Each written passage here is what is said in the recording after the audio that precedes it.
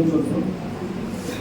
विचारमंचावर उपस्थित आदरणीय न्यायाधीश सूर्यवंशी सर, कार्यक्रमाचे अध्यक्ष आणि तुम्हा सर्वांचे मार्गदर्शक आदरणीय चव्हाण साहेब आणि उपस्थित वकील बंधूंकडे आणि समितीच्या लेखींनी, माझा विषय महात्मा ज्योतिराव फुले आहे आणि महात्मा ज्योतिराव फुले विषय वाचत असताना बऱ्याचशा गोष्टी मला पूर्वी माहीत नव्हत्या, त्या आता मला नव्याने माहीत झाल्या. त्यावेळेस महात्मा ज्योतिराव फुलेंनी छत्रपती शिवाजी महाराजांची समाधी शोधून काढली. 1869ला त्यांनी 1000 ओळींचा पोवाडा लिहिला. त्या पोवाड्याने सुरुवात करतो. फुलवाडी भूषण पवाडा गातो भोसल्याचा, फुलवाडी भूषण पवाडा गातो भोसल्याचा, छत्रपती शिवाजीचा, लंगोट्यास येई जाणवी पोषंदाचा कुंभ्याचा, काळ तो असे यवनांचा, शिवाजीचा पिता शहाजी पुत्र मालोजीचा, असे तो डौल जहागीरचा, शिवनेरी किल्ल्यामध्ये बाळ शिवाजी जन्मले, जिजाबाईस रत्न सापडले. खूप सुंदर पोवाडा आहे. महात्मा ज्योतिराव फुलेंचा जन्म 11 एप्रिल 1827 साली सातारा जिल्ह्यामध्ये कडबून गावामध्ये झाला. त्यानंतर ते पुणे येथे स्थायिक झाले आणि स्कॉटिश मिशन हायस्कूलमध्ये त्याचं शिक्षण झालं. इंग्लिश मिशनरी पर्यंत शिक्षण झालं. परंतु 1847 साली त्यांचे ब्राह्मण मित्र होते आणि त्या ब्राह्मण मित्रांना लग्नामध्ये इन्व्हाइट केलं होतं आणि ते लग्नामध्ये गेल्यानंतर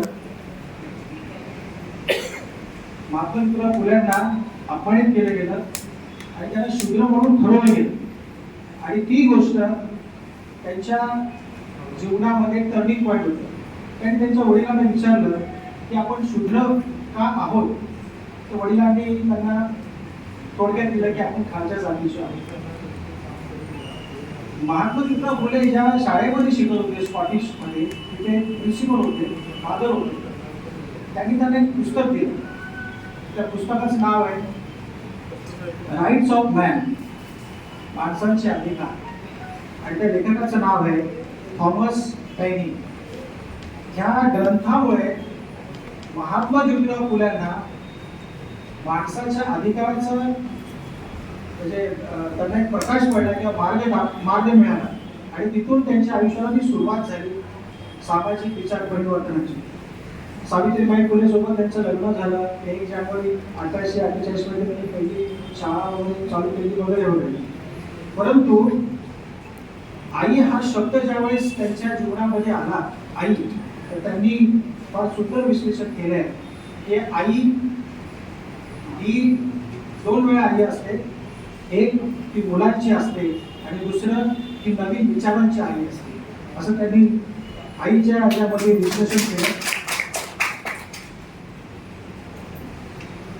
न्हाव्यांचा संप त्यांनी करण्यामागचं कारण पण आहे की त्या काळामध्ये 12-13 वर्षाच्या मुली लग्न व्हायचं आणि त्या 12-13 वर्षाच्या मुलींचे जे पती असायचे ते त्यांच्या डबल टिबल वयाचे असायचे. त्याच्यामुळे त्यांचं निधन लवकर व्हायचं आणि त्याच्यामुळे त्या मुलींची केस काढली जात होती.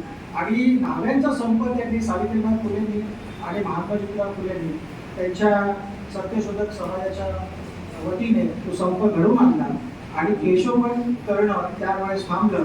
म्हणून आज भारतीय स्त्रियांच्या डोक्यावरची जी केस आहे ती महात्मा ज्योतिराव फुले आणि सावित्रीबाई फुले यांची देण आहे.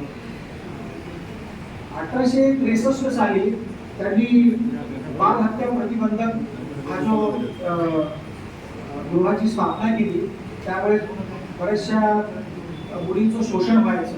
काही मुली गर्भवती राहायचे, ते आत्महत्या करायचे आणि हे रोखण्यासाठी त्यांनी गृहाची स्थापना केली महात्मा ज्योतिराव फुलेंनी.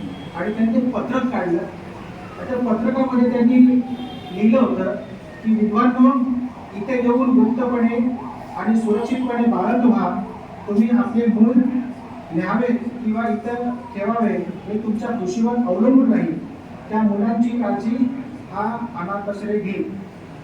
विषय जेव्हा शेतकऱ्याचा असून महात्मा ज्योतिबा फुलेंनी हा ग्रंथ लिहिला त्यावेळेस काही जे छत्रपती शिवाजी महाराजांचं खूप छान त्यांनी विश्लेषण केलं शेतीच्या बाबतीत.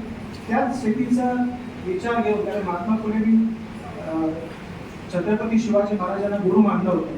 त्या शेतकऱ्यांचं शोषण होऊ नये, शेतकऱ्यांनी चांगली शेती करावी म्हणून त्यांनी शेतकऱ्याचा आजोळ हा जो ग्रंथ लिहिला त्याच्यामध्ये शेतकऱ्यांसाठी काहीतरी नवीन त्यांनी जे उपाय सांगितले की डोंगर दऱ्यात तलाव तळी बांधणे, प्रयोगशील शेतकऱ्यांना बक्षीस देणे, शेतकऱ्यांच्या मुलांमध्ये उद्यमशीलता वाढीला लावण्यासाठी विविध व्यवसायांचे प्रशिक्षण देणे, शेतातील पाणी बाहेर जाणार नाही यासाठी बांध तयार करणे, अन्य देशातील उत्तम प्रकारचे शेळ्या मेंढ्यांचे वाण आपल्याकडे आणून त्यांची पैदास वाढवणे, जलसंधारणाची कामे हाती घेणे, पाणलोट क्षेत्राचा विकास करणे, शेतकऱ्यांवर नाहक बसवले जाणारे कर रुपये आहेत ते भूर्दंड रद्द करणे हा शेतकऱ्याचा आसूडमध्ये त्यांनी म्हटलेला आहे. तोच आधार घेऊन डॉक्टर बाबासाहेब आंबेडकरांनी 1918 साली शेतकऱ्यांसाठी ग्रंथ लिहिला स्मॉल होल्डिंग इन इंडिया. तो आपण प्रकर्षाने वाचावा अशी माझी विनंती आहे. 1876 ते 1883 साली महात्मा ज्योतिराव फुले पुण्याचे कमिशनर होते. आज आपण बघतो पूर्वी आपले पुण्याचे घर होते, नंतर सिमेंटचे झाले, पण नळ आपल्या सार्वजनिक ठिकाणची नळची जी सिस्टीम आहे ती नळची सिस्टीम सर्वप्रथम महात्मा ज्योतिराव फुलेंनी या देशामध्ये आणली. त्याचं कारण पण असं आहे की ज्या ज्या ठिकाणी पाणी पिण्यासाठी जे हौद होते किंवा विहीर होते तर ते विहीर 1-2 किलोमीटर लांब असायचे आणि ज्या महिला काही बाळांपण सुद्धा म्हणजे गर्भवती महिला असायच्या ते पण डोक्यावरती